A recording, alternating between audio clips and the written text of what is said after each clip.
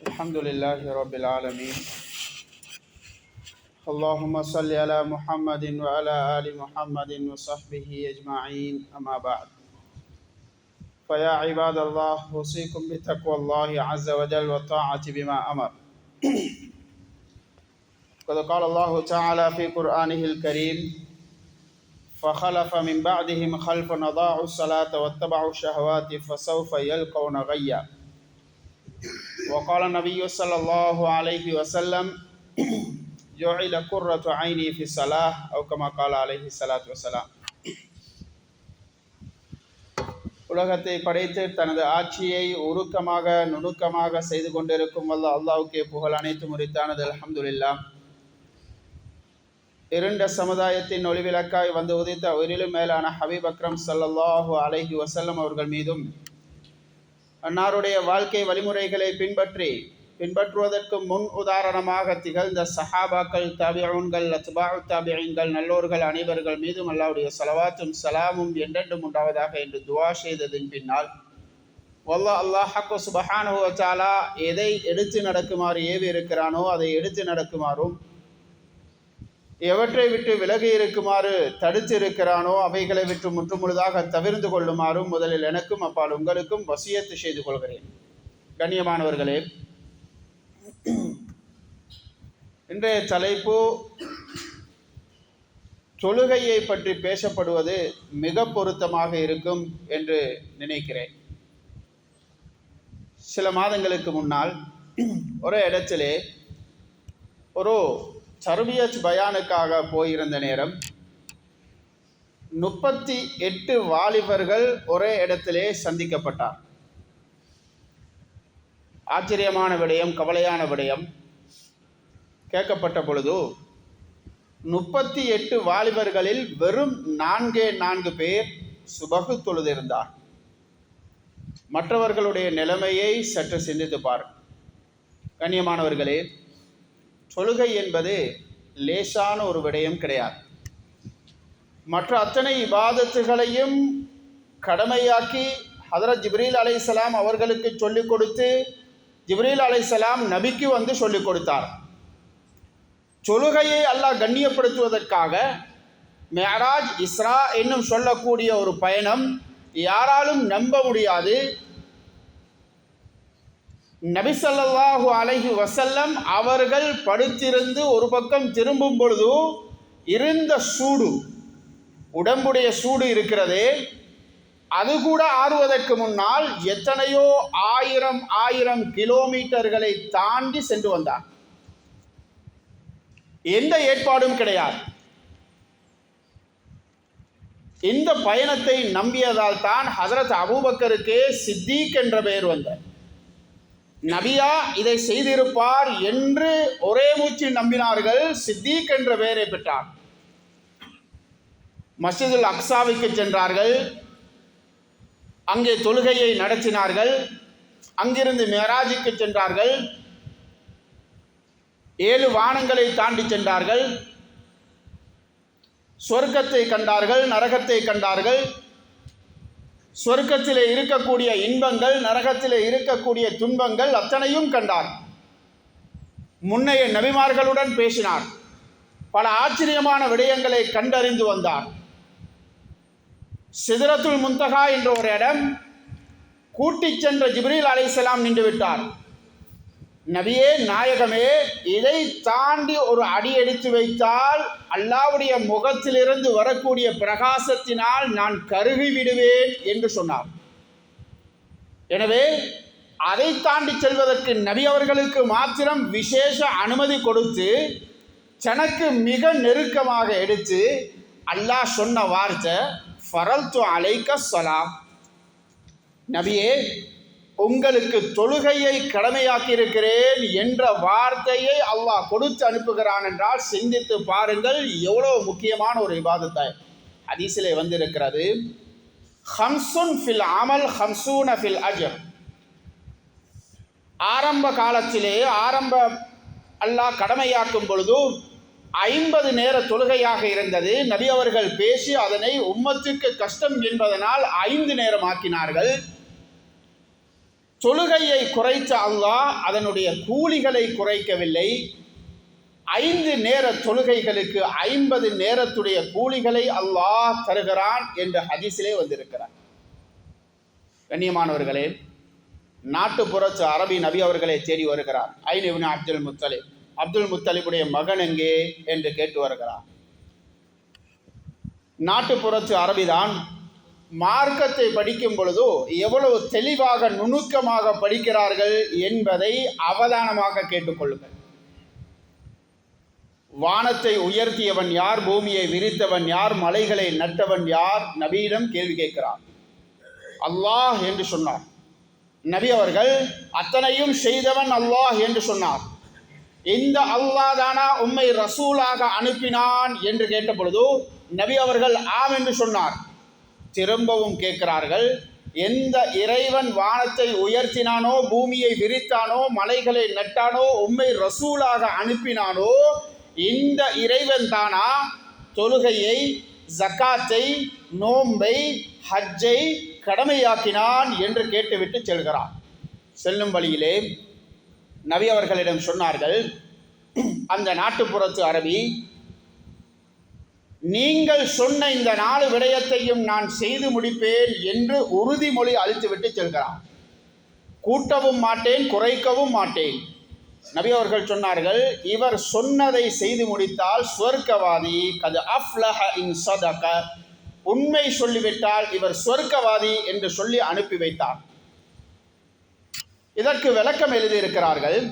ஹஜ் என்பது காலம் வர வேண்டும், அவரிடம் வசதி இருக்க வேண்டும், உடல் தகுதி இருக்க வேண்டும், பிரயாண ஏற்பாடுகள் இருக்க வேண்டும். அத்தனையும் இருந்தால் கடமை. ஜகாத் என்பது வசதி இருக்க வேண்டும், அளவு இருக்க வேண்டும், அந்த வசதிக்கு 1 வருடம் கடந்து இருக்க வேண்டும். இத்தனையும் இருந்தால் அவருக்கு ஜகாத்து கடமை. நோன்பு என்பது வருடத்தில் 1 முறை வருகிறது, அவருக்கு உடல் சக்தி இருக்க வேண்டும், தகமை இருக்க வேண்டும், இருந்தால் நோன்பு கடமை. தொழுகைக்கு மாத்திரம் எழுதி வைத்திருக்கிறார்கள், அவனுடைய இதயம் துடித்து கொண்டு இருக்கிறது என்றால் அவன் தொழ வேண்டும். இதயம் துடிக்கிறது என்றால் தொழ வேண்டும். நின்று கொண்டு தொழலாம், முடியாதா உட்காரலாம், சாய்ந்து கொண்டு தொழலாம். இல்லை, கரங்கள் மாத்திரம்தான் வேலை செய்கிறது என்றால் கையால் அவன் தொழ வேண்டும். அத்தனையும் செயல் இழந்து விட்டது, கண் மட்டும் திறப்படுகிறது, மூடிப்படுகிறது என்றால் அவன் கண்ணால் தொழ வேண்டும். இல்லை, அதுவும் மூடிப்பட்டிருக்கிறது, இதயம் மாத்திரம் துடித்து கொண்டிருக்கிறது, அவன் இதயத்தால் தொழ வேண்டும். மார்க்கத்திலே என்ன சட்டம் என்பதை கேட்டு பாருங்கள். ஒருவனுக்கு இதயம் துடிக்கிறது, அவன் தொழவில்லை, இதயம் மாத்திரம்தான் துடிக்கிறது, அவன் தொழவில்லை என்றால், உடல் உறுப்புகள் சரியாக இருப்பவன் தொழவில்லை என்றால் என்ன குற்றமோ அதே குற்றம் என்று எழுதியிருக்கிறான். எவ்வளவு பயங்கரமான செய்தி பாருங்கள். எழுதியிருக்கிறார்கள், நீ தொழவில்லை என்றால் வயதுக்கு வந்திருக்கிறாய், நீ தொழவில்லை என்றால் பைத்தியக்காரன் ஒருவனுக்கு மாத்திரம்தான் தொழாமல் இருப்பதற்கு அனுமதி இருக்கிறார். நீ பைத்தியமா, உனக்கு தொழாமல் இருக்கலாம்.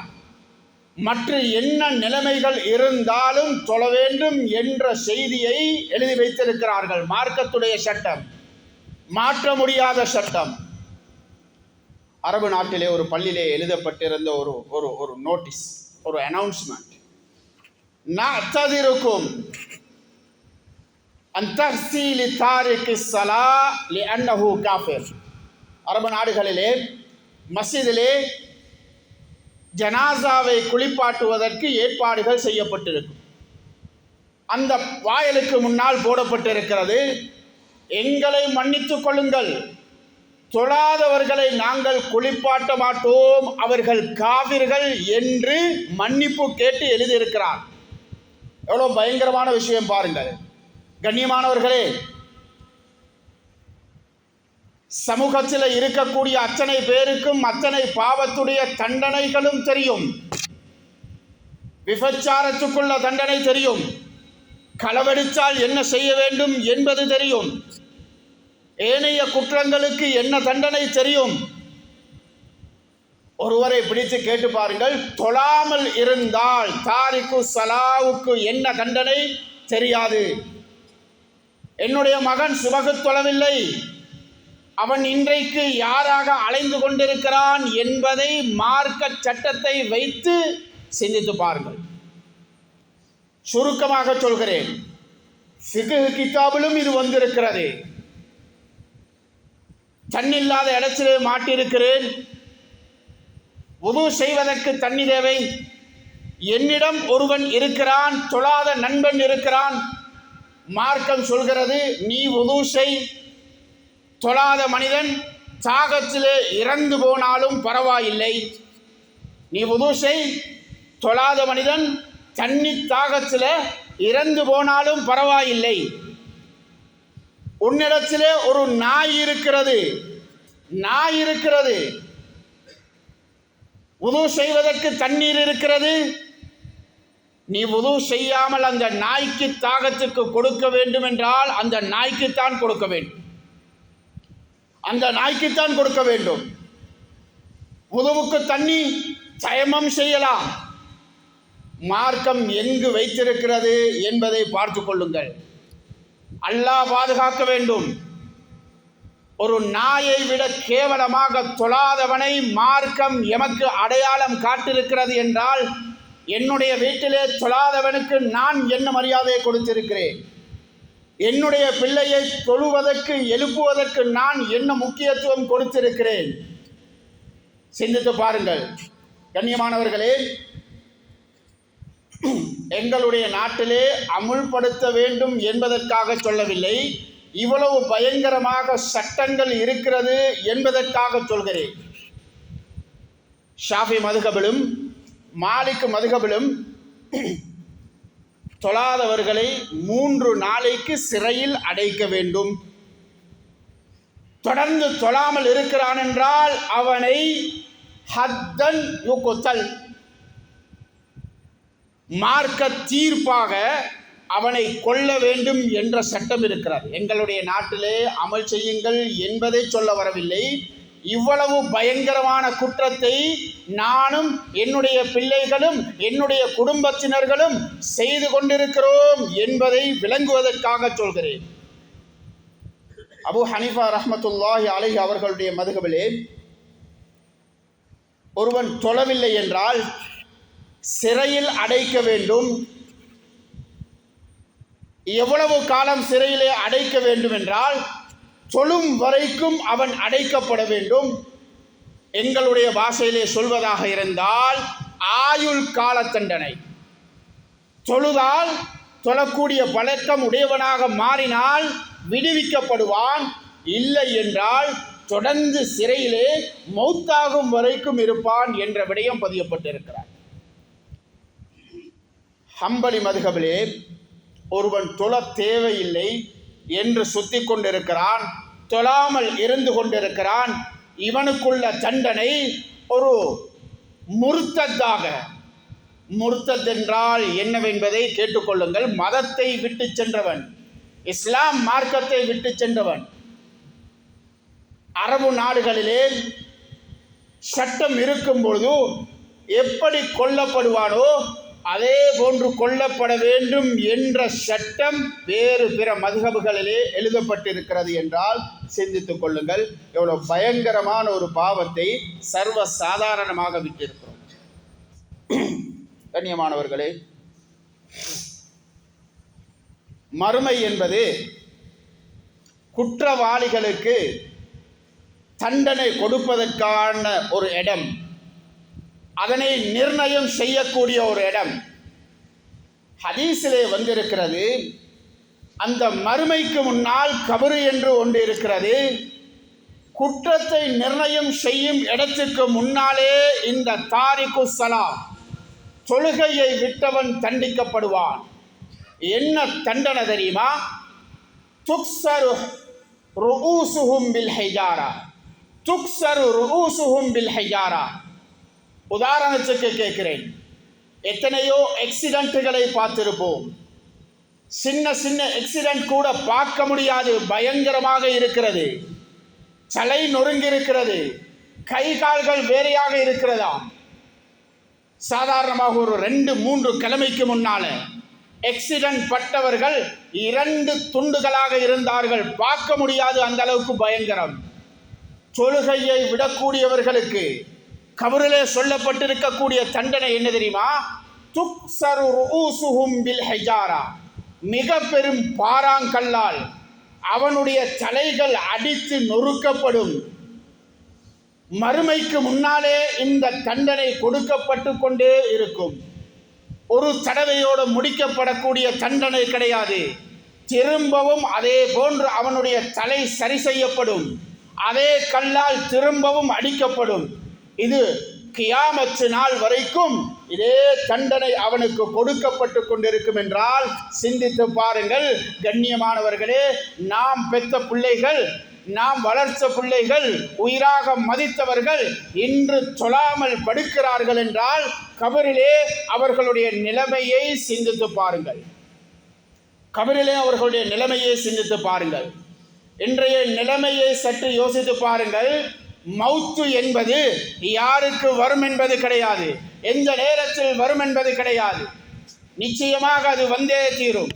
என்னுடைய மகன், என்னுடைய குடும்பம், நான் தொழுகை இல்லாத ஒரு நாளிலே மௌத்தாகி சென்று விட்டேன் என்றால் என்னுடைய நிலைமை என்னவாக இருக்கும் என்பதை சிந்தித்து பாருங்கள். குர்ஆன் சொல்கிறது, மா ஸலககும் ஃபீ ஸகர். சகர் என்ற பயங்கரமான நரகம் இருக்கிறது.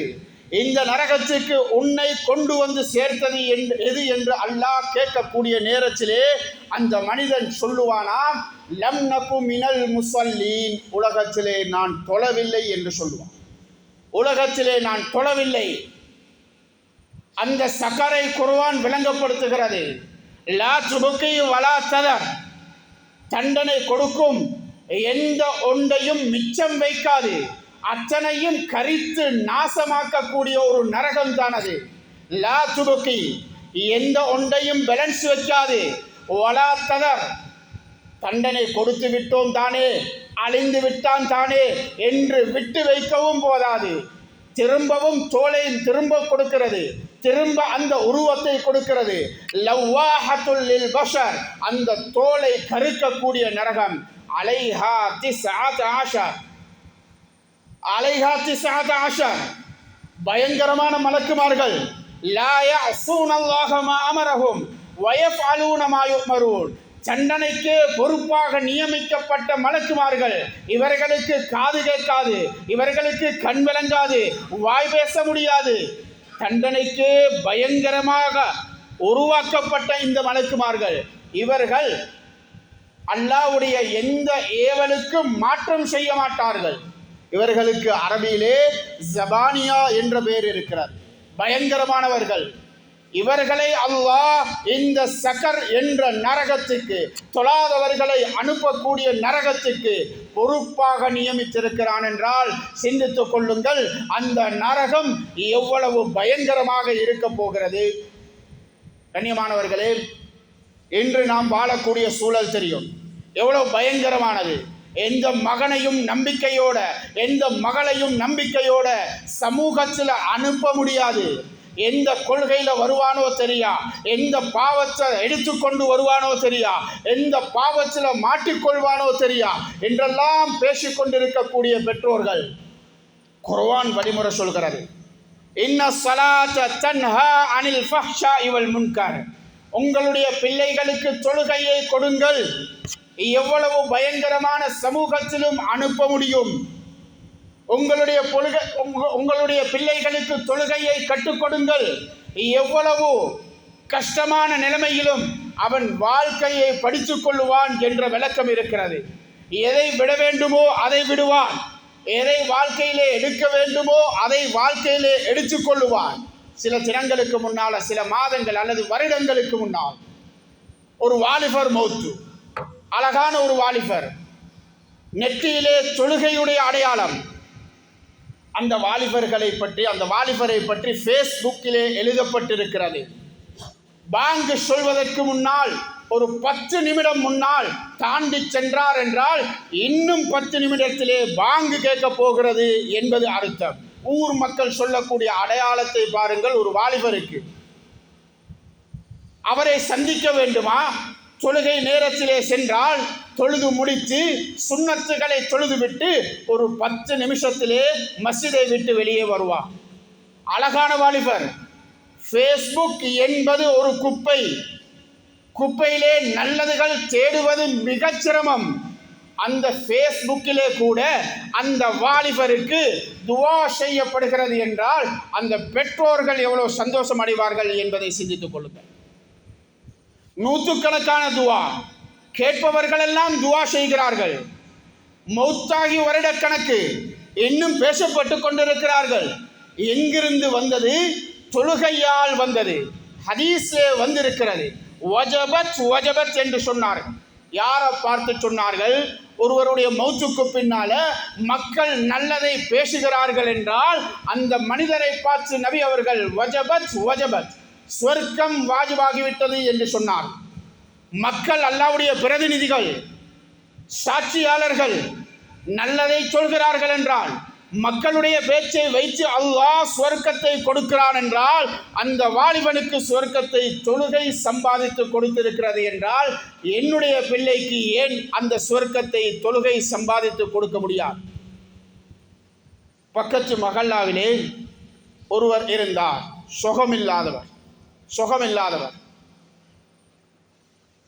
மக்களால் ஒதுக்கப்படக்கூடிய அளவுக்கு அவருடைய தோற்றம். ஆனால் அந்த பிள்ளையை, அந்த வாலிபனை மக்கள் ஒதுக்கவில்லை, அணைத்து கொண்டார்கள். தன்னுடைய வாழ்க்கையை புரட்டி போட்டது. தொழுவதற்கு அவர்களுடைய பெற்றோர்கள் வளமையாக அனுப்பி வைத்தார்கள், அனுப்பி வைத்தார்கள். தொழுகையிலே ஆசையை, சந்தோஷத்தை உருவாக்கினார்கள். ஆடை மிக அழகானதாக இருந்தது, தோற்றம் அழகானதாக மாறியது. மக்கள் அவருடன் பேசுவதை விரும்பினார்கள், சந்தோஷமாக பழகினார்கள். திடீரென்று மஸ்ஜிதுக்கு அனுப்புகிற தந்தை மௌத்து, மஸ்ஜிதுக்கு அனுப்பக்கூடிய தந்தை மௌத். எங்களுடைய சமூகத்திலே வாப்பாவுடைய ஜனாசாவுக்கு தொழக்கூட சந்தர்ப்பம் இல்லாத எத்தனையோ பேர்களை பார்த்திருக்கிறோம். வாப்பாவுடைய ஜனாசாவுக்கு கையேந்தி ஒரு துவா செய்ய முடியாது, துவா கேட்க தெரியாது, தொழுவிக்க முடியாது, துவா பாடம் இல்லை. ஆனால் அந்த ஜனாசாவிலே நாங்களும் கலந்து கொண்டோம். துவா செய்ததற்கு பின்னால் நானும் வாப்பாவுக்கு துவா செய்யணும் என்று சொல்லி கையேந்தியவர் சுமார் 10 நிமிடங்களாக அந்த வாப்பாவுக்கு ஏந்திய கையை இறக்காமல் துவா செய்து கொண்டே இருந்தார்கள். அத்தனை பேரும் அழுது ஆமீன் சொன்னார். அவர் செய்த துவா என்ன தெரியுமா? யா அல்லாஹ், என்னுடைய வாப்பாவை உசுரோட திருப்பி அனுப்பிடு. புத்தி யோசனை கிடையாது, என்ன கேட்கணும்ன்றது தெரியாது. ஆனால் அல்லாஹ்விடத்தில் வாப்பாவுக்கு துவா செய்கிறார் என்றால் தொழுகை அவரை மனிதனாக்கியது. யா அல்லாஹ், என்னுடைய தந்தையை உசுரோட திருப்பி அனுப்பிடு என்ற ஒரு துவா, என்னுடைய தகப்பனுக்கு சொர்க்கத்தை கொடுத்திடு என்ற ஒரு துவா. அல்லாஹ் எவ்வளோ சந்தோஷப்படுவான் சிந்தித்து பாருங்க. அல்லாஹ் எவ்வளோ சந்தோஷப்படுவான். மகனுடைய துவாவை அல்லாஹ் கபூல் செய்கிறான். மௌத்தாகின தந்தை மகனுடைய துவாவை எதிர்பார்த்து கொண்டிருக்கிறான். ஹதீஸ் சொல்லி இருக்கிறது, வலதுன் சாலிஹுன் யதுஉ லஹு, தகப்பனுக்கு துவா செய்யக்கூடிய மகனை விட்டு செல்லுங்கள் என்று எமக்கெல்லாம் ஹதீஸ் வலியுறுத்தி இருக்கிறது. கண்ணியமானவர்களே, நாம் விட்டு செல்லக்கூடிய பிள்ளைகள் எமக்கு துவா செய்வார்களா என்று சிந்திக்க கடமைப்பட்டிருக்கிறோம். பலஸ்தீனை எடுத்துக்கொள்ளுங்கள். தாயுடைய கையை தட்டிவிட்டு சென்ற குழந்தை இஸ்ரேல் போர்சஸ் உடைய கண்ணை தடாவி விட்டு சொல்கிறது, உனக்கு பயம் கிடையாது, லா அகாஃபு இல்லா லில்லாஹ், அல்லாஹ் ஒருவனுக்கு மாத்திரம்தான் நான் பயம் என்று சொல்கிறது. தாயிடம் கேட்கிறார்கள், ஒருவேளை அது விளையாட்டு பொருள் என்று நினைத்திருக்குவோ? தாய் சொன்ன பதில் என்ன தெரியுமா? இல்லை, அதனால் தான் இவர்களுடைய தகப்பன் சுடுபட்டிருக்கிறார், அதனால் தான் இவர்களுடைய நண்பர்கள் நண்பிகள் சுடுபட்டிருக்கிறார்கள், குடும்பத்தை சேர்ந்த பல 100 பேர்கள் மௌத்தாகி இருக்கக்கூடியது அந்த கண்ணால் சுடுபட்டுத்தான். ஆனாலும் எங்கிருந்து இந்த தைரியம் வந்தது என்ற கேள்விக்கு தாய் சொன்ன பதில், நான் தொழுகையை படித்து கொடுத்திருக்கிறேன். தொழுதால் அல்லாஹ்வுக்கு அடிமை என்பதை நிரூபிக்கலாம். ஆனால் அந்த தொழுகை படித்து கொடுத்திருக்கிறது. நீ தொழுதால் அல்லாஹ் ஒருவனுக்கு மாத்திரம்தான் அடிமை, வேறு எவருக்கும் பயப்பட தேவையில்லை என்பதை தொழுகை படித்து கொடுத்திருக்கிறது என்ற பாடத்தை தாய் முழு உலகிற்கு சொல்கிறார். இன்னும் ஒரு தாய் சுஜூதிலே அழுது கொண்டிருக்கிறார். ஏன் தாயை அழுகிறாய்? என்னுடைய மகன் மஸ்ஜிதுல் அக்ஸாவுக்கு தொழச் சென்றிருக்கிறார். பிரச்சனையான காலம், அவர் உயிருடன் திரும்ப வர வேண்டும் என்பதற்காக அழுது அல்லாவிடம் துவா செய்து கொண்டிருக்கிறேன் என்ற பதில். ஏன் வீட்டிலே தொலை வைக்கலாம் தானே என்ற ஒரு கேள்விக்கு அந்த தாய் சொன்ன பதில், அல்லாஹ்விடத்திலே அனுப்பியிருக்கிறேன். அல்லாஹ்வுக்கு தெரியும் எது சிறந்தது என்று. என்னுடைய மகன் தேவையா, அவன் எடுத்துக்கொள்ளட்டும். என்னுடன் இருப்பது சிறந்ததா, திருப்பி அனுப்பட்டும் என்ற தைரியமான வார்த்தைகளை பாருங்கள். கண்ணியமானவர்களை சிந்தித்து பாருங்கள்.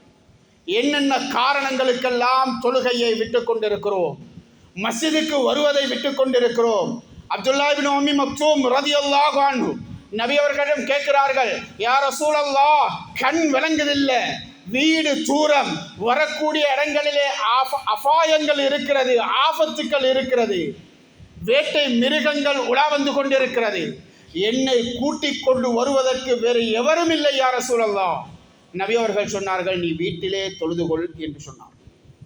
வீட்டிலே தொழுதுகொள் என்று சொன்னார். திரும்ப கூப்பிட்டு கேட்டார்கள், அப்துல்லா, உனக்கு பாங்கு கேட்குதா என்று கேட்டான். ஆம் யா ரசூலல்லாஹ். நீ வீட்டிலே சொல்ல முடியாது, மஸ்ஜிதுக்கு வர வேண்டும் என்று கட்டளையிட்டார்கள்.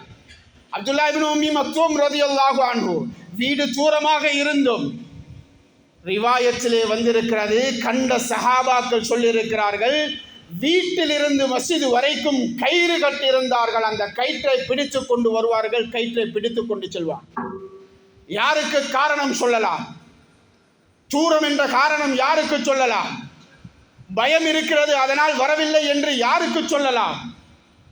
கண்ணியமானவர்களே, தொழுகை என்பது எங்களுடைய வாழ்க்கையை தீர்மானிக்கக்கூடிய மிக முக்கியமான விடயம். தொழுகைக்கு எவ்வளவு முக்கியத்துவம் இருக்கிறதோ அந்த அளவுக்குத்தான் நலவான விடயங்கள் என்னுடைய வாழ்க்கையிலே நடக்கும் என்பதை குர்ஆன் ஹதீஸுடைய விளக்கம் சொல்கிறது. நபி அவர்களுடைய கடைசி திருப்பு, இன்னும் சில வினாடிகளிலே மௌத்தாக போகிறார்கள். கேட்டினை அகற்றி பார்த்தார்கள், சஹாபாக்கள் ஜமாத்து தொழுகை நடத்தி கொண்டிருக்கிறார்கள். சிரித்த சிரிப்பை சஹாபாக்கள் வர்ணிக்கிறார்கள். அல்லாஹ்வின் மீது சத்தியமாக சொல்கிறேன், நபியுடைய முகம் சக்கராத்துடைய வேதனையில் கூட அந்த நிலவை விட பிரகாசமாக இருந்தது. ஏன் சிரித்தார்கள் என்ற கேள்விக்கு பதில் எழுதியிருக்கிறார்கள். 1,24,000 சஹாபாக்களை உருவாக்கியிருக்கிறேன். ஒரே தலைமைத்துவத்துக்கு கீழால் ஒரு சமூகம் தொழுது கொண்டிருக்கிறது. இமாம் ஜமாத்தாக தொழுது கொண்டிருக்கிறது.